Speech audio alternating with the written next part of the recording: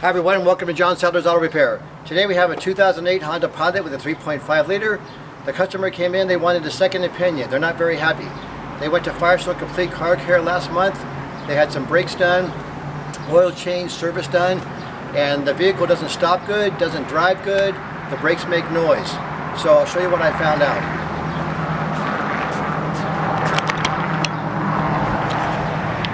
The first thing you want to do is, I'm still waiting for a few more things, but you can look at the sticker up here and it has a mileage of 124,975. The date looks like 6/18 for the oil service. The next oil service is due at 129. So let's take a look at the odometer to make sure we still with the facts here. So it's 125, 169. So they've driven like 300 miles or something, or 200 miles. So not very much. So I turned the wipers on and sprayed them, and they didn't do a good job cleaning the windshield at all. The blades are worn out. On this particular vehicle, it also has a blade in the back, and so I pulled this arm up like this. Oh my goodness, that's not very good for just being serviced. And one thing I want to show you right up front, we have a couple little kids that go in this vehicle, a couple car seats. So it had a bad smell in the cabin.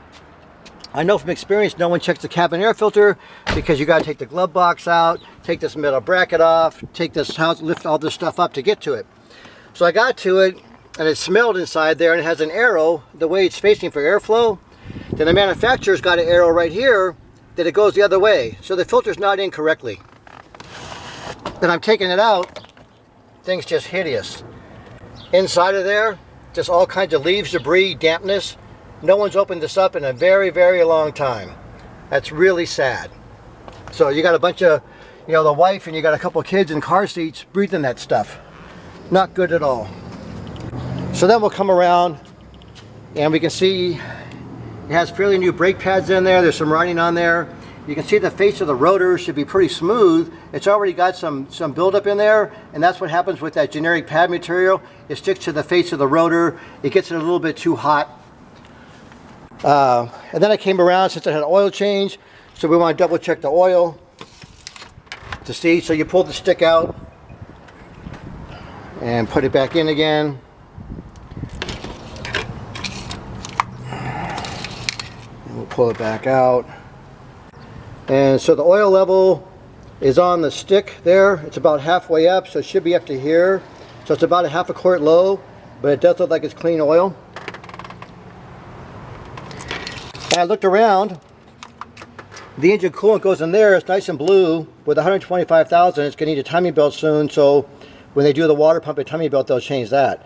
Here's where your power steering fluid goes. That's red, but it's black because no one's ever checked it. Excuse me.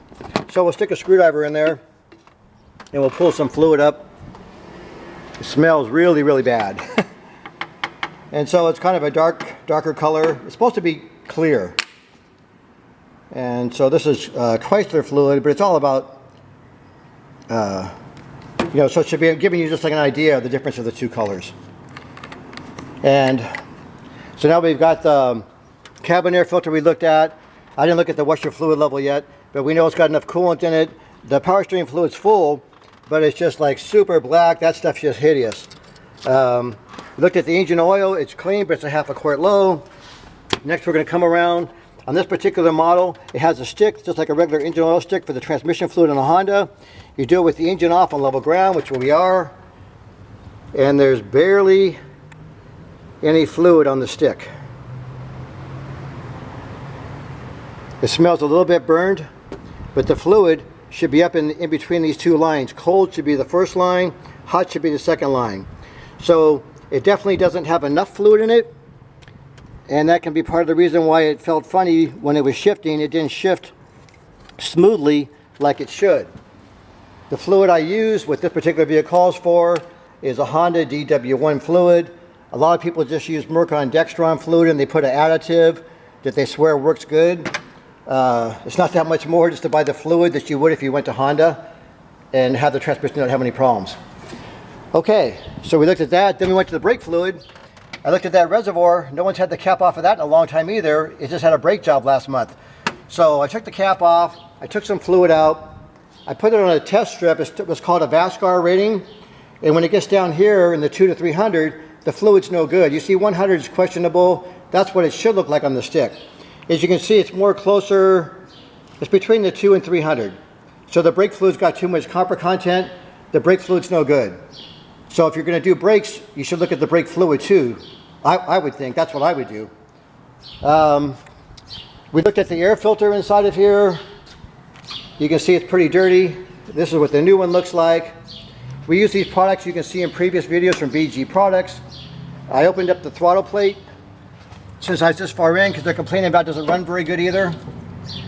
And you can see it's all just jet black full of carbon inside there. So we're going to clean the carbon out. I think it might have some tight valves too, but we'll clean the carbon out and that will definitely make that part of it better. So there's a quick few minute explanation for you. When you think you're getting a service, you got a big national chain, Firestone Car Care Center, and this vehicle obviously hasn't been serviced. The only thing I see on there is the engine oil is clean and it's a ½ quart low. I see brake pads on there that are generic quality, they're leaving debris on the rotor. When I drove it, I can feel like a grinding type of a sound, and that's a characteristic of what's called a generic brake pad. It'll make a grinding sound even though it's not grinding because the material of the pad is so hard, it sticks to the rotor, it's not compatible. And then with poor brake fluid, the brake fluid gets too hot, it doesn't push the pistons in correctly with the right amount of pressure. This thing is a nightmare. So I'm going to get it all apart and check all the brake hardware. All the brake hardware looks very old, and I'll make a follow-up video on that. But I want to inform everybody, please be careful when you go somewhere. This lady got out of there and came to see me, and now we're going to fix her vehicle and make it safe for her and her family.